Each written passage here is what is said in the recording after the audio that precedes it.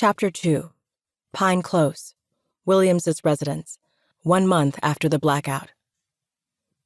Would only be for a short while, and then I'll pay it back. It's a loan, not a handout, I swear. Mark's vanishing had been a huge issue for Tara, and for the past month, she hadn't been her usual self. Although her mom had visited on one occasion since the blackout, Tara was still coming to terms with how alone she was without Mark. She had become so used to having him around, and still had a slight hope that he'd return. She cringed at the silence on the other end of the phone line. She hated asking her mom for financial help, and it had taken ages for her to work up the courage to call her. But the only person she could ask for help was her mom. Mom hated Mark due to his debauchery and recklessness, but she still had to try. "But Mark changed, Ma. I wouldn't have stayed if he hadn't." Tara's voice cracked up with emotion as she spoke, stopping to compose herself. She was sitting at the kitchen table talking into the phone, fighting back her tears. Right now, fighting back tears was all she seemed to do. And she was telling the truth. Mark had changed for the better, but nothing would ever seem to convince her parents. He'd cleaned himself up right after he became a Christian. Even I noticed when he tried to speak to me about reconsidering my... She shook her head. No need to be thinking about that now. Mark was missing. It was palpable as well as visible. The house was slowly falling into disrepair, and like the other houses on the block, the windows had all been boarded up, making it look condemned. The state had issued a storm warning soon after the event, so most people had boarded up their windows and any fragile parts of the houses. The outside storerooms, sheds, and porches, even in preparation. This wasn't the only reason, though. The area had been subject to looting and vandalism and was nowhere near as safe as it once had been. Residents were becoming desperate. "So, if you could just..." "How?" Mom questioned, yet it was not a question at all. It was a challenge, a pushback. The abruptness of her voice on the line cut Tara off mid-sentence, the absence of compassion in her mom's voice causing her to shudder a little. A sound, much like the sipping of coffee, followed. Then the voice continued at an even higher pitch. That was the thing about Mom's voice. You'd think it was at its maximum, but somehow she always managed to get it louder when the next annoying topic came up. "And just how are you going to pay it back? You have no job, no prospects. You've got nothing of value to sell. So how would you pay it back? I mean, would you ever pay it back? Or when you ask to borrow from me, are you really saying, 'Mom, give me'? You have no job, no prospects." That made Tara want to weep. How could any mom ever say such a thing to her child? Really? It was knowingly cruel. These questions were followed by a long, hollow silence. Tara had no answers, and she wasn't going to lie. To be honest, no matter what I say, she will have mean retorts, thought Tara. What's the point? You're right, Mom. You're right. I'm just a loser. You obviously know all about me and Mark. Then she simply sighed into the receiver as Mom took another sip of her beverage. "Look, Tara," spat Mom, "don't you be putting any of this onto your father and me. Don't try the poor me routine. Both your father and I told you time and again not to marry that good-for-nothing lowlife. But did you ever listen to us, even for a minute?" "Oh, he's not like that, Mom. You don't know him, Mom." "That's what you said. And now see where you are. Now he's run off to God knows where, leaving you to raise his child on your own. And now you want us to bail you out. Well, excuse me, but that sounds entitled, especially after you went off and made your own... Well, you know, in spite of every piece of advice we gave you." "He didn't run off," Tara argued. Tara had to check herself. She'd raised her voice without meaning to, knowing that wasn't a good thing, especially while pleading for help. Usually in a situation like this one, Mom would go away, cool off, maybe rethink things, and possibly, just possibly, she'd come around and phone Tara back and offer something. But if Tara lost it, no chance. "He didn't run off, Mom. I told you already. He vanished. just like all the others during the blackout. Sure he did.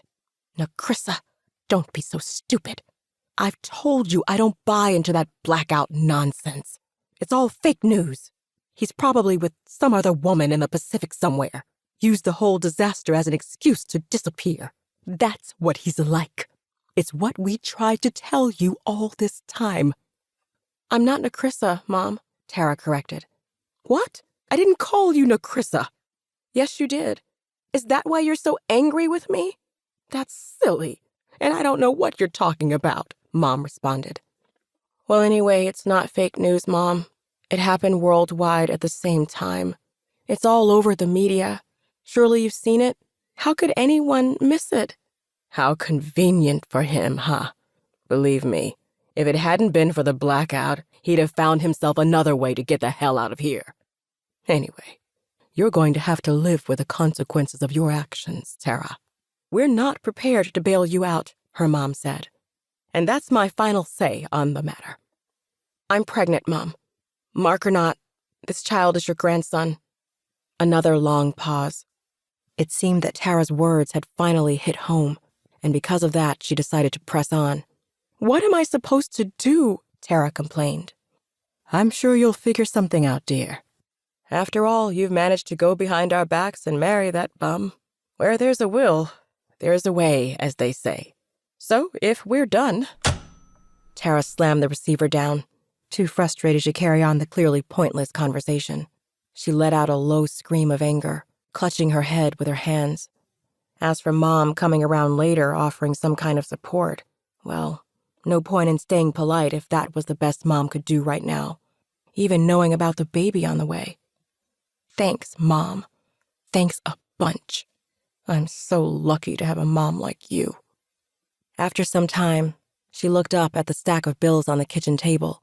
At the top was the eviction notice that had been delivered not too long ago.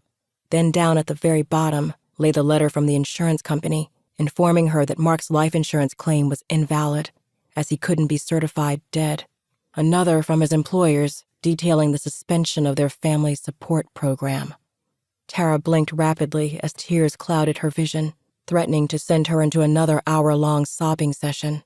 She fought back the tears, but couldn't find any way to stop the sadness and dark thoughts that had brought them on in the first place. What's happened to my life?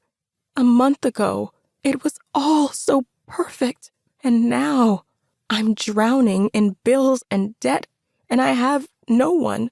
What's the point of going on anymore? As though in response to her inner monologue, she felt a sharp pain as her unborn child kicked once again. Yes, I know. I'll live for you, honey. Mama's going to keep going for you. Don't you worry, little one. On that somber note, Tara rose and approached the fridge, reminded by the ache in her stomach that she was hungry and needed to eat for two. Well, that's just great. Opening the fridge, Tara was so dejected to find there was next to nothing edible left to eat. Other than a jug of water and 2 eggs sitting in an otherwise empty carton, the fridge was sparse.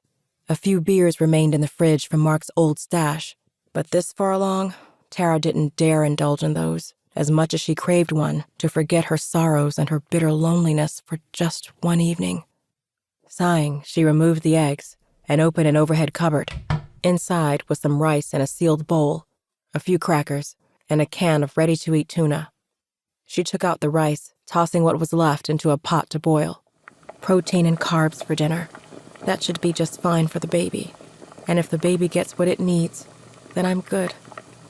About 45 minutes later, Tara sat down to eat, turning her attention to the stack of bills and notices on the table. The eviction notice at the top of the pile was the most unsettling.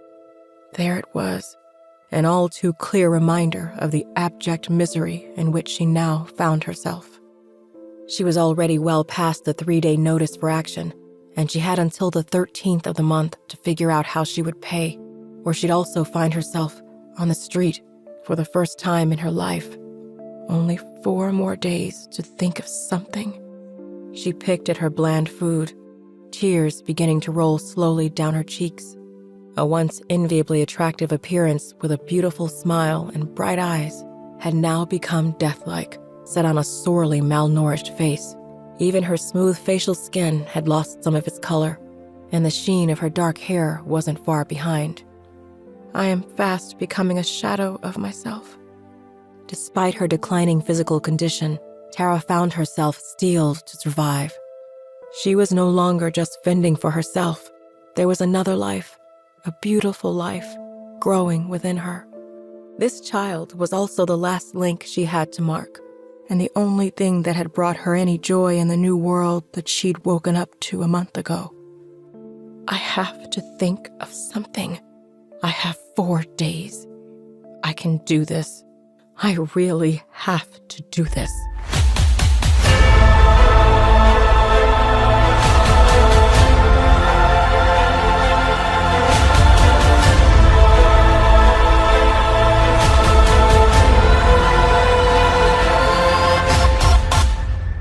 To be continued.